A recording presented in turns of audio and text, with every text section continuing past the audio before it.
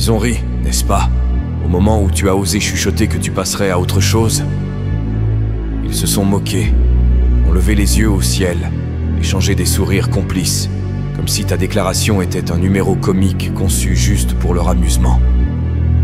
Passer à autre chose, ont-ils raillé, comme si la simple idée que tu brises tes chaînes était absurde. Ils t'ont étiqueté comme un prisonnier de ta douleur, enchaîné à ton passé, destiné à pourrir dans son ombre. Mais voici le truc avec les chaînes. Elles rouillent. Et quand personne ne regarde, oui, tu as ouvert la serrure. Tu vois, le monde aime une victime. Les victimes sont prévisibles, leurs histoires stagnantes, leurs larmes, une source de confort pour ceux qui préfèrent les garder à terre. Mais les survivants sont un problème. Les survivants perturbent les récits, rappellent à tout le monde que les règles du jeu sont écrites au crayon, pas dans la pierre. Alors, tu es passé à autre chose, discrètement au début, comme un voleur dans la nuit, récupérant ton âme. Tu ne l'as pas annoncé, tu ne l'as pas posté, tu n'avais pas besoin de leur validation. Parce que passer à autre chose n'est pas bruyant, ce n'est pas des feux d'artifice ni une fanfare.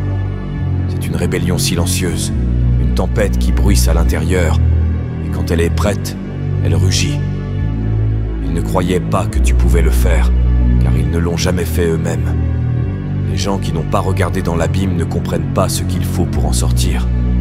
Ils s'accrochent à leurs blessures, portent leurs cicatrices comme des médailles d'honneur et appellent cela la survie. Mais pas toi, non. Tu as choisi de saigner, de guérir et de t'élever. Imagine un vase brisé en 1000 morceaux. Pour eux, c'est des déchets, inutiles. Mais au Japon, ils ont cet art appelé kintsugi. Ils prennent ces morceaux brisés et les lientent avec de l'or, non pas pour cacher les fissures, mais pour les mettre en valeur. Le résultat? Quelque chose de bien plus beau, de bien plus précieux que l'original. C'est toi, une œuvre d'art née de la destruction. Ils n'ont pas vu les veines d'or se former alors que tu te recollais, n'est-ce pas? Ils étaient trop occupés à admirer leur propre reflet dans ta brisure. Ressens-tu cela? Le frisson de réaliser que tu n'es pas qui ils pensaient que tu étais? C'est du pouvoir brut, indompté, à toi de manier. Ah, le doute, leur arme préférée. Ce n'est pas juste une émotion, c'est une prison psychologique. Le doute chuchote. Qui es-tu sans ta douleur? Il te convainc que tes cicatrices sont ton identité. Et voici le twist. Ils voulaient que tu le crois, non pas par malice, mais parce que c'est réconfortant pour eux de te voir comme la brisée. Pourquoi? Parce que ton progrès les terrifie. Si tu peux t'élever, cela les force à affronter pourquoi eux ne le peuvent pas. Ta croissance met en lumière leur stagnation. Rien n'est plus déstabilisant que d'être exposé. Mais toi, tu t'es penché sur ce malaise. Tu as laissé le doute crier ses vilaines vérités, puis tu l'as réduit au silence par l'action. Tu es entré dans le feu dont il jurait qu'il te consumerait et en est sorti de l'autre côté. Pas indemne, mais non brûlé. C'est ça, le truc avec les flammes. Elles ne détruisent pas ceux qui les embrassent, elles forgent. Parlons du silence, pas celui qui est maladroit, mais celui qui est intentionnel, celui qui rend les gens mal à l'aise car il n'est pas vide, il est chargé.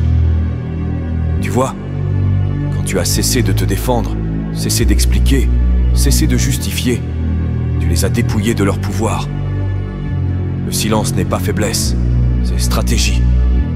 C'est dans ton silence que tu as construit, dans les heures tranquilles, tu as reconstruit tes fondations brique par brique, sans personne pour t'encourager, car ils ne t'auraient de toute façon pas encouragé, n'est-ce pas? Ils auraient souligné chaque vacillement, chaque imperfection, espérant que tu faiblisses. Mais quand tu es sorti, droit et fier, leurs applaudissements étaient sans importance. Tu ne jouais pas pour eux. Imagine leur visage quand ils te voient maintenant, pas brisée, pas amère, mais brillante. C'est le résultat qu'ils ne voudront jamais admettre avoir besoin. Ils pensaient que la nostalgie te piégerait, ces souvenirs dorés, ou plutôt les illusions de ceux-ci. La nostalgie est un menteur.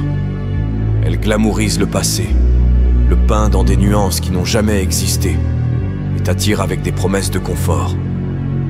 Mais tu as vu clair, n'est-ce pas?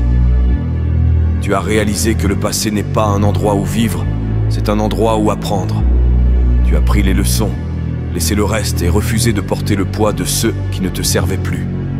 Et ce faisant, tu t'es libéré des fantômes qui hantent tant de gens. Voici le secret qu'ils n'admettront jamais. Ils n'ont pas peur de qui tu étais, ils ont peur de qui tu deviens. La version de toi qui ne cherche plus leur approbation, qui ne se plie plus à leurs attentes, qui ne joue plus petit pour les rendre confortables. Cette version de toi est dangereuse, non pas parce que tu es vengeresse, mais parce que tu es indifférente. L'indifférence est le mouvement de pouvoir ultime. Cela dit, je ne suis pas ici pour me battre contre toi, je suis ici pour te dépasser. Ressens-tu ce frisson? C'est le moment où il réalise que tu es intouchable. Ce n'est pas de la vengeance, c'est une révolution. Et maintenant, canalisons le Joker. Pas le chaos, mais la clarté. Souviens-toi de ces mots. La folie, comme tu le sais, est comme la gravité. Tout ce qu'il faut, c'est un petit coup. Tu t'es donné ce coup. Tu as embrassé la folie de la transformation, le chaos de l'oubli pour devenir quelque chose de plus grand. La société craint l'inconventionnel. Elle le qualifie de folie parce que cela ne correspond pas à leur moule.